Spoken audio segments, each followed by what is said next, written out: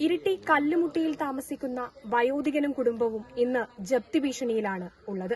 ഈ കുടുംബത്തിനു മുന്നിൽ ഇനിയുള്ളത് അനിശ്ചിതത്വവും വേദനയും മാത്രമാണ്. കഴിഞ്ഞ ദിവസം ജപ്തി നടപടികളുമായി ബാങ്ക് അധികൃതർ ഈ വീട്ടിലെത്തിയ സമയത്ത് പൊതുപ്രവർത്തകരും നാട്ടുകാരും ചേർന്ന് അവരെ പ്രതിഷേധത്തിലൂടെ തിരിച്ചയക്കുകയാണ് ഉണ്ടായത്.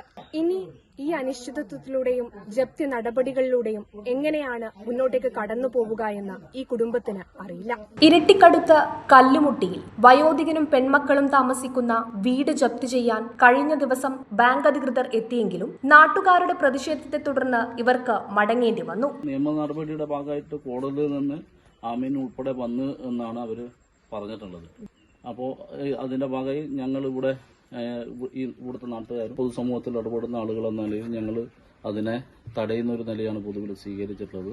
അവര് ഈ വന്ന അധികാരികളിൽ നിന്ന് ഒരു 3 മാസത്തെ സാവകാശം വാങ്ങി ഇവർക്ക് വായ്പ തിരിച്ചെടുക്കാൻ ആവശ്യമായിട്ടുള്ള സഹായം അവര് ചെയ്തു തരാമെന്ന് ഞങ്ങളുടെ അഭ്യർത്ഥനയുടെ ഭാഗമായി അവർ സമ്മതിക്കുന്ന ഒരു നിലയാണ് പൊതുവിലുണ്ടായിട്ടുള്ളത്. കല്ലേരിക്കരമേൽ കൃഷ്ണന്റെ വീട്ടിലാണ് ആധാർ ഹൌസിംഗ് ഫിനാൻസ് ലിമിറ്റഡിന്റെ ഉദ്യോഗസ്ഥർ ജപ്തി നടപടിയുമായി എത്തിയത്.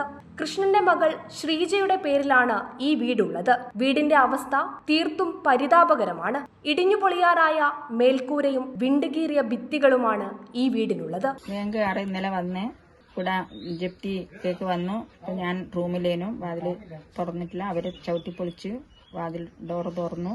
അപ്പോൾ ഞങ്ങൾക്ക് കുറെ ബുദ്ധിമുട്ടായി. കരയലും ഇതെല്ലാം ഉണ്ടായിരുന്നു. കൃഷ്ണന്റെ മകൾ ശകുന്തളയുടെ മകന്റെ ഭാര്യയ്ക്ക് വിദേശത്തു പോകുവാൻ വേണ്ടിയാണ് വീടും സ്ഥലവും പണയം വെച്ച് ലോൺ എടുത്തത് എന്ന് വീട്ടുകാർ പറയുന്നു.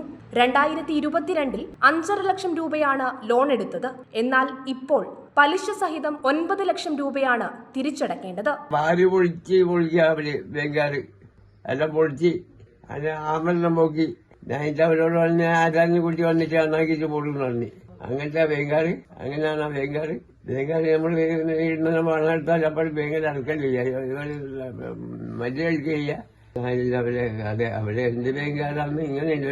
കഴിഞ്ഞ ദിവസം ജപ്തി നടപടിയുമായി എത്തിയ ബാങ്ക് അധികൃതരെ നാട്ടുകാരും പൊതുപ്രവർത്തകരും ചേർന്ന് തടയുകയായിരുന്നു. ഇന്നലെ ഇവിടെ ആധാർ ബാങ്ക് എന്ന ഒരു പ്രൈവറ്റ് ബാങ്കിന്റെ ആൾക്കാർ വന്നു.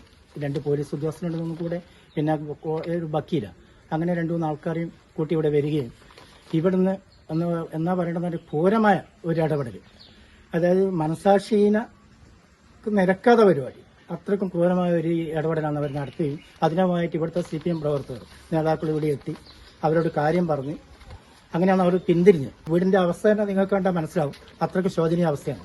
കൃഷ്ണന്റെ പരിരക്ഷയ്ക്ക് വേണ്ടിയിട്ട് കോടതിയിൽ നിന്ന് അറ്റാച്ച്മെന്റ് റിപ്പോർട്ട് ഓർഡർ ഉണ്ട് കയ്യിൽ.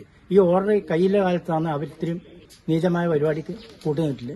പ്രതിഷേധത്തെ തുടർന്ന് ബാങ്ക് അധികൃതർ അനിശ്ചിതകാല അവധി നൽകി മടങ്ങിയെങ്കിലും എങ്ങനെ തിരിച്ചടക്കേണ്ട തുക കണ്ടെത്തുമെന്ന ആശങ്കയിലാണ് ഈ കുടുംബം. Prime vision news, Iritty.